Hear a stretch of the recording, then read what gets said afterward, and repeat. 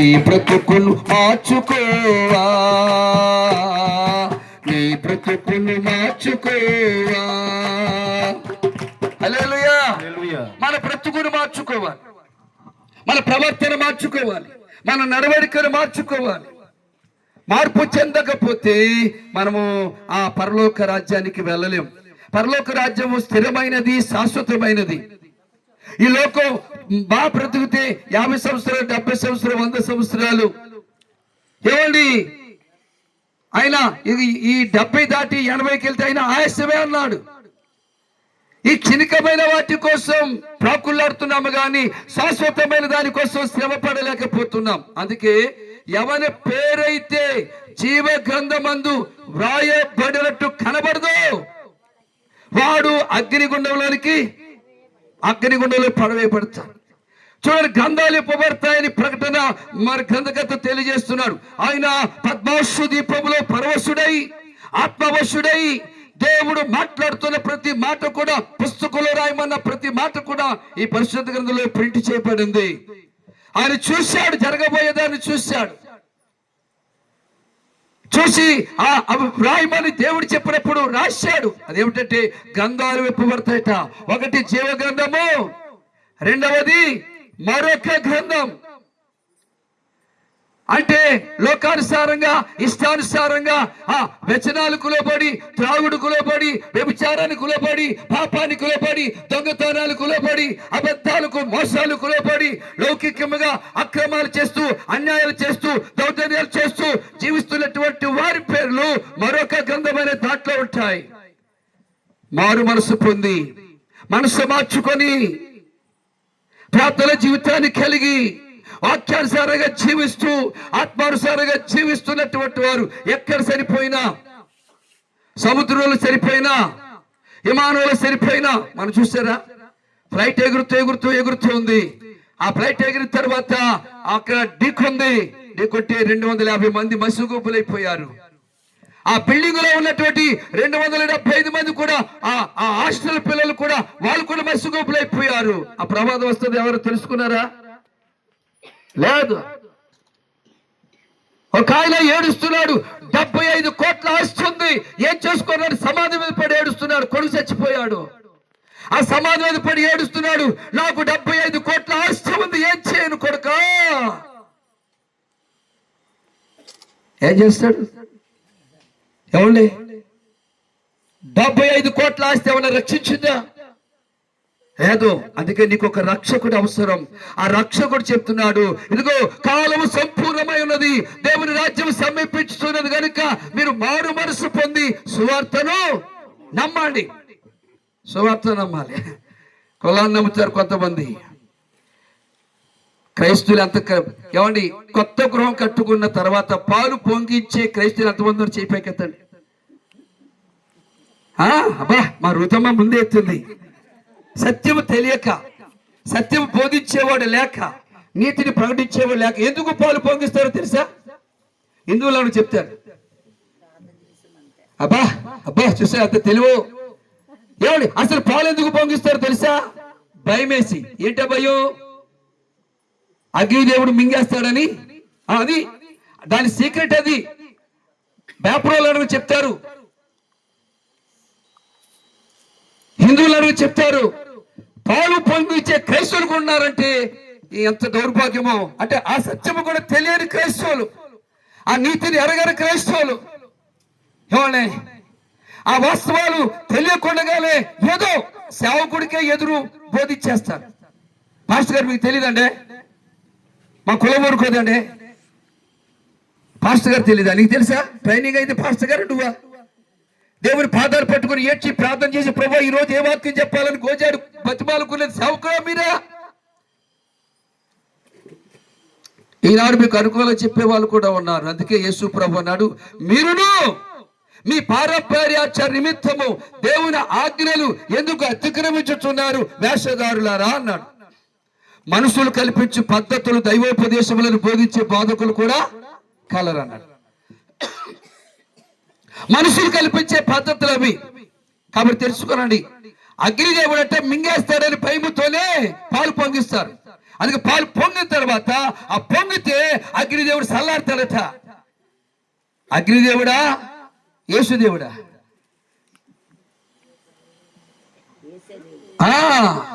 మరి యేసునామములో అందుకే పౌలు గారు అన్న మీలంటే తెలియడానికి పాల వంటిది జుల్టె తేనె వంటిది నీ జీవకు మహా మధురమైనది మేలిమి బంగారు కన్న భిన్న అయినది రత్నరాసుల కన్నా కోర తగినది నీ వాక్యమే నన్ను. హల్లెలూయా. వాక్యము పాలతో పోల్చాడు. దైవజనులు వచ్చి వాక్యాన్ని విత్తుతున్నప్పుడు వాక్యమనే పాలు పోయబడుతున్నప్పుడు ఆ కీడు మరి ఆ నష్టము వ్యాసనము తొలగించబడుతుందని నమ్మలేని క్రైస్తవులు సేవకుడికి ఎదురు చెప్పి పాలు పొంగిస్తారు. పిరికోళ్ళు. అందుకన్నాడు ప్రకటన గ్రంథంలో, పిరికి వారు దేవుని రాజ్యానికి మానేయండి, విడిచిపెట్టండి. ఇంకెప్పుడు మనం మానుకుంటాం, ఇంకెప్పుడు మనం మారుమనసు పొందుతాం. అందుకని వాని క్రియ చెప్పుని అంటున్నాడు. అవి చదువుకోలేఖన భాగంలో చూస్తే దేవుడి ప్రజలారా, కొరింథీయులకు రాసిన పత్రిక వద్దాం. 2వ కొరింథీయులకు రాసిన పత్రిక 5వ అధ్యాయము 9వ వచనం చూడండి. కావున దేహమందున్నను దేహమును విడిచినను ఆయనకిష్టులమై ఉండవలెనని మిగులు అపేక్షించుచున్నాను. ఎందుకనగా తాను జరిగించిన క్రియలు చొప్పున అవి మంచివైనను సరే చెడ్డవైనను సరే దేహముతో జరిగించిన వాటి ఫలమును ప్రతివాడు పొందునట్లు మనమందరమును క్రీస్తు న్యాయపీఠం ఎదుట ప్రత్యక్షము కావాలి. చూడండి, ప్రతి వారు కూడా దేహమందు జరిగించిన దేహము లేనందు జరిగించిన వారు ప్రతి వాని ఫలము ఎక్కడ దొరుకుతుందట? క్రీస్తు న్యాయపీఠము దగ్గర. మరి చెడ్డ పనులు చేస్తే వారికి ఫలం వస్తుంది? కీడు చేస్తే, మేలు చేయకుండా కీడు చేస్తే ఏమని ఏ ఫలం వస్తుంది మనకి? వాక్యానుసారి జీవించకుండా ఇష్టానుసారి జీవిస్తే ఏ ఫలం వస్తుంది మనకి? ఈ రాత్రి పరిశుద్ధాత్మ దేవుడు మనకు తెలియచేస్తున్న సంగతి ఏమిటంటే, దేవుని ప్రజలారా, ఇక్కడ అపోస్తలుడైన పౌలు ద్వారా కొరింథీ సంఘములతో మాట్లాడుతున్నాడు. ప్రతి ఒక్కరు కూడా క్రీస్తు న్యాయ పీఠం మీదట మనం నిలబడాలి, లెక్క అప్పగించాలి. చూడండి, ఈనాడు చాలా మంది కూడా ఏమండి ప్రార్థనలకు వెళుతూ ఉంటుంటారు, లోకానుసారం జీవిస్తూ ఉంటుంటారు. అలాంటి వారు దేవుని రాజ్యానికి వారసులు కాదు. చూడండి, నేను మీకు ఒక విషయం చెప్తున్నాను. డిసెంబర్ 31st నైట్ దేవునితో ఎంతగా కనెక్ట్ పెట్టుకుంటాం మనం. ఏమండి, డిసెంబర్ 31వ తారీఖున ప్రభు సందులో ఎంతో ఏమైనా కనెక్షన్ పెట్టుకుంటాం. ఆ ఒక్కరోజుతో సరిపోద్దా? ఆ ఒక్కరోజుతోనేనా? ప్రతిరోజు ఆ కనెక్షన్ మనకుంటే, ప్రతిరోజు ఆ భక్తి మనకుంటే, ప్రతిరోజు ఆ ప్రార్థన మనకుంటే, ప్రతిరోజు ఆ విశ్వాస జీవితం మనకుంటే మనము ధన్యులు అవుతాం. ఇది ఆ ఒక్కరోజే డిసెంబర్ 31st నైట్ ఆ కనెక్షన్ పెట్టుకుని ఆ రోజు అబ్బా ఏం చేస్తామో. ఏమండి, ఈ రాత్రి పరిశుద్ధాత్మ దేవుడు ఒక మాట మనకు తెలియజేస్తున్న మాటను మనం జ్ఞాపకం చేసుకుందాం. చూడండి, విలాప వాక్యాలు 2వ అధ్యాయము 23వ వచనం చూస్తే, విలాప వాక్యాలు ఇర్మియా గ్రంథం ప్రక్కన ఉంటుంది. 2వ అధ్యాయం 23వ వచనం.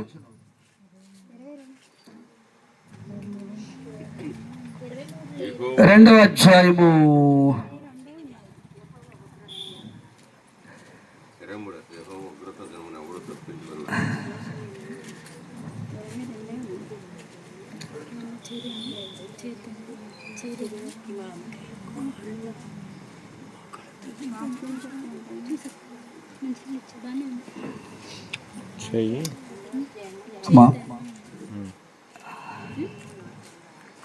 అది క్షమించండి, 3వ అధ్యాయము 23 అమ్మా. అనుదినము నూతనముగా ఆయనకు వాత్సల్యత పుట్టుచున్నది. నీవు ఎంతైనా నమ్మదగిన వాడువు. నమ్మదగిన ఇక్కడ చూడండి, దేవుడి ప్రజలు చదువుకున్న లేఖన భాగాలు చూస్తే అనుదినము వాత్సల్యత. చూడండి మాట చదువుకుందాం. 22 చూస్తే యెహోవా కృపగలవాడు, ఆయన వాత్సల్యత ఎడతెగక నిలుచుచున్నది గనుక మనము నిర్మూలము కాకున్న వారము. అనుదినము నూతనముగా ఆయనకు వాత్సల్యత పుట్టుచున్నది. అనుదినము 31వ తారీఖే కాదు, అనుదినం, ప్రతిరోజు, ఎవ్రీడే, ప్రతిరోజు కూడా దేవునికి మన మీద ఏం పుడుతుందటమా? ఇక్కడ ఏమంటున్నాడు?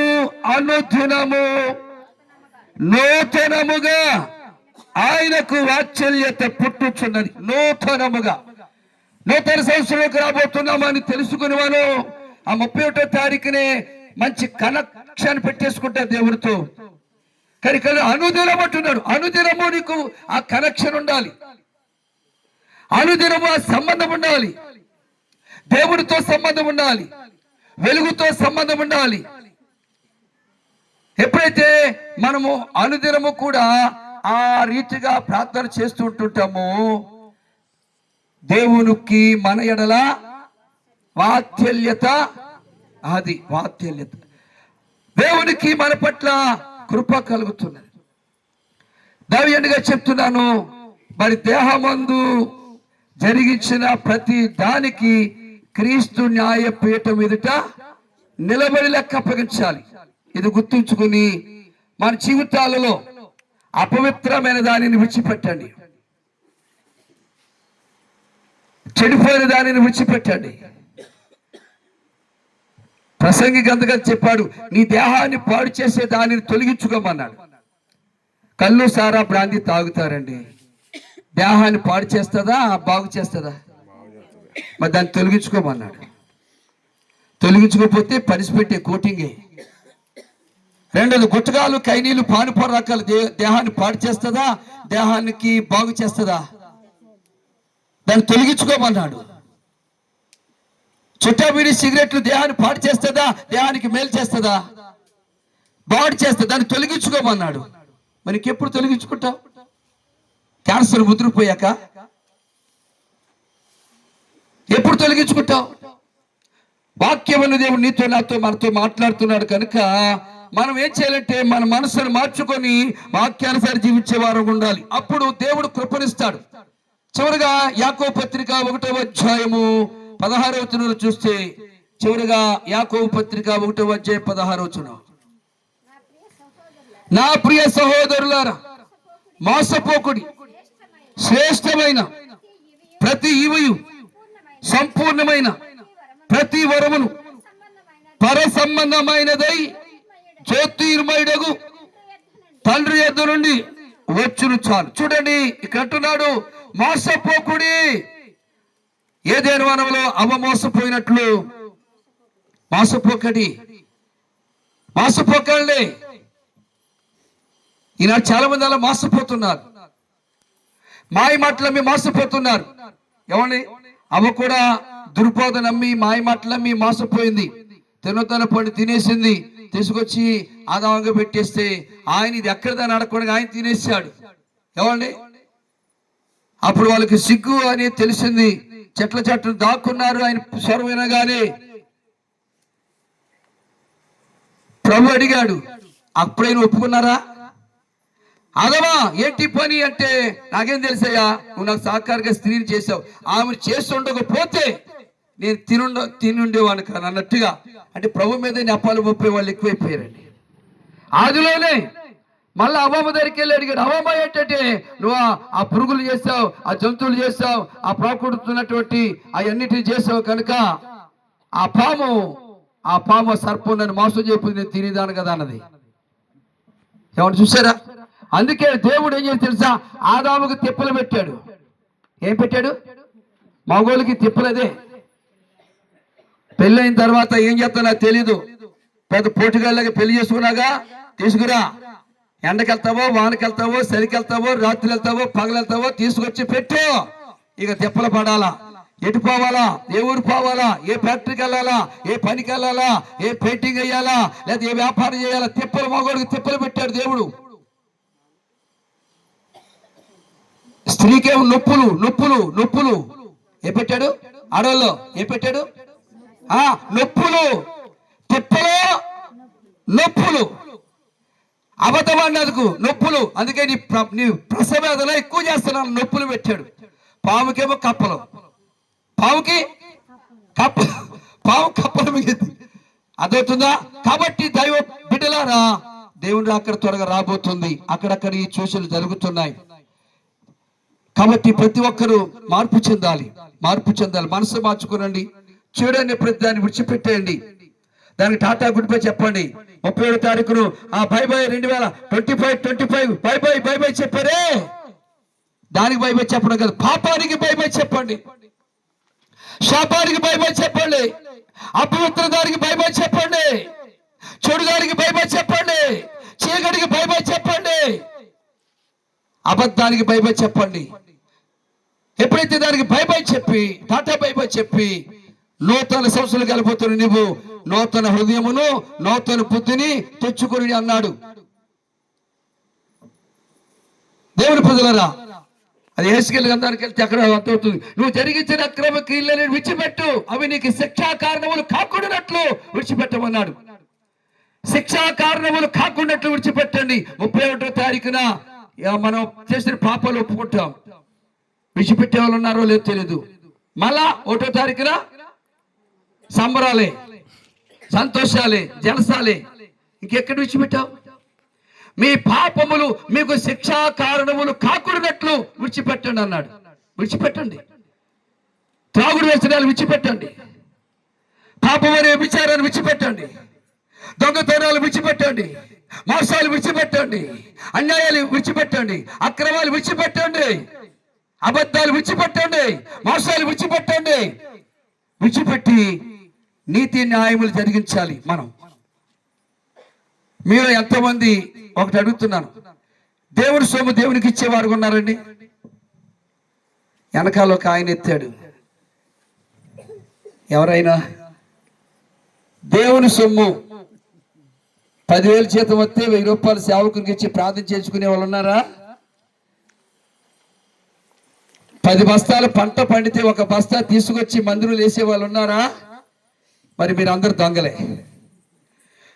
ప్రకటన గ్రంథకర్త అంటున్నాడు, దొంగలు దేవుని రాజ్యానికి వారసులు కారు. ఇలాంటి దొంగతనం, దేవుని సొమ్మే దొంగతనం చేసే దొంగలయ్యాము కనుక మన దరిద్రులుగా ఉంటున్నాం. దేవుని సొమ్ము దేవునికి ఇవ్వండి. ముందు మీ హృదయంలో చోటు ఇవ్వండి. మీ హృదయంలో ఈ హృదయాన్ని దేవునికి కానుకగా వేయండి. హృదయంలో దేవునికి చోటు ఇవ్వండి. మాలాంటి వాళ్ళు చెప్పకుండానే దేవుని సొమ్ము దేవునికి ఇచ్చేసి ప్రార్థన చేయించుకుంటారు. దేవుని సొమ్ము దోచి అందరూ తరగందున దరిద్రులైపోయారు. దేవుని సొమ్ము దొంగతనం చేయకూడదు.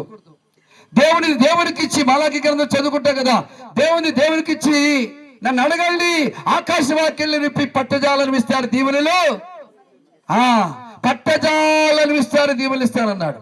ఎప్పుడు? నువ్వు దాచుకున్నప్పుడా? పట్టుచీర కొనుక్కున్నప్పుడా? పప్పులు వండుకున్నప్పుడా? ఏమండి?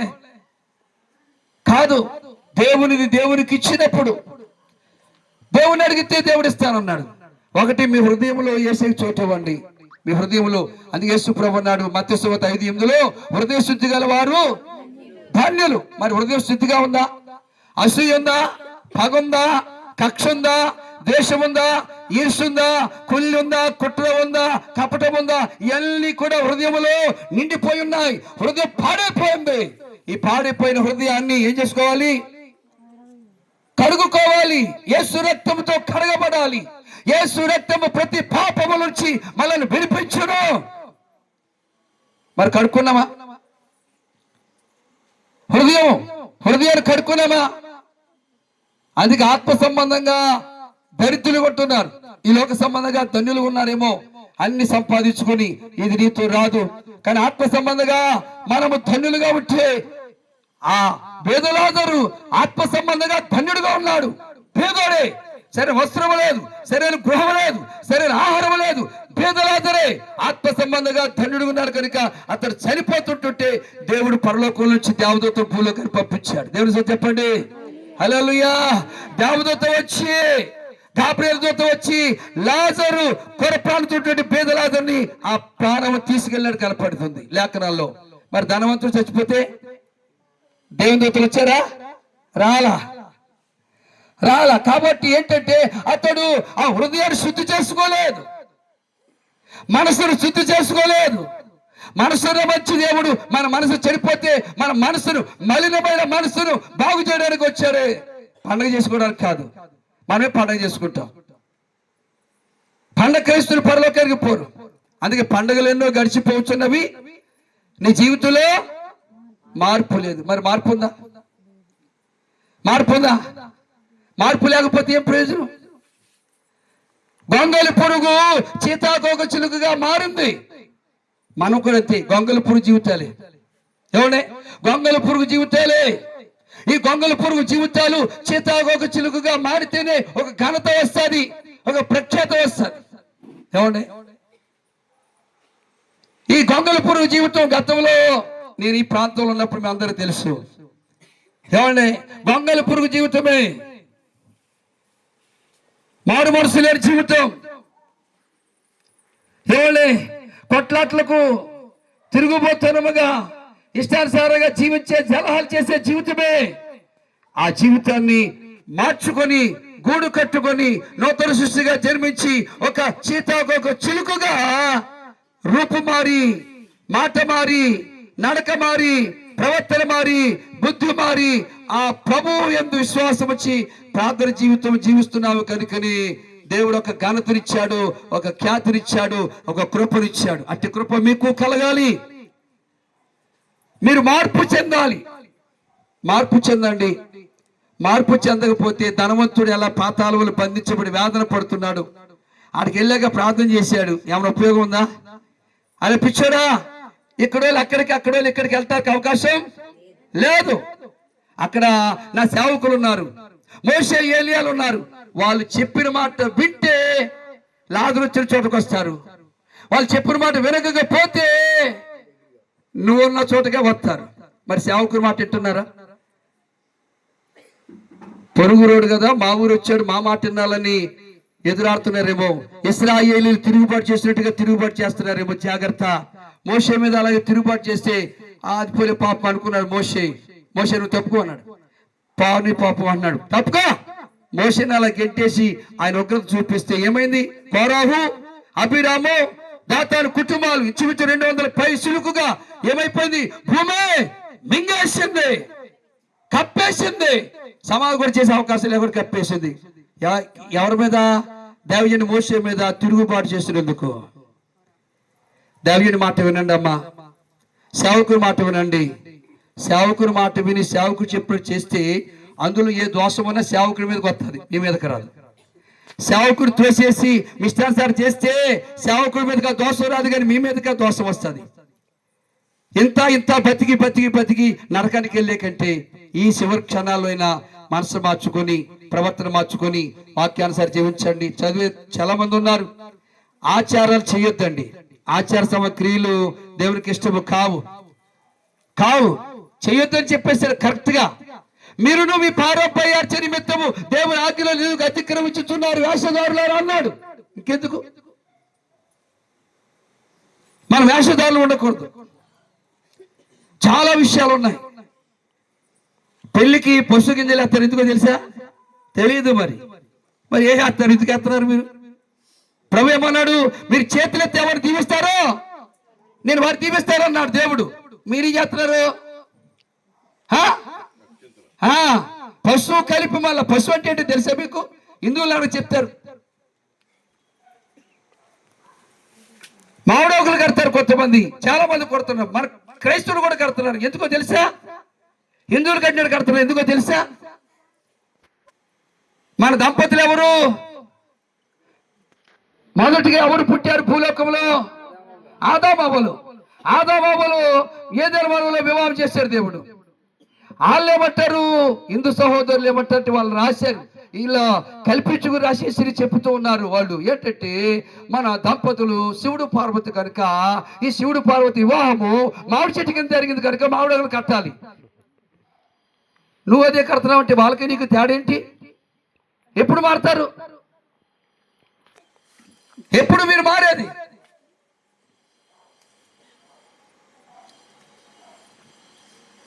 మారండి, మారండి, మనసు మార్చండి.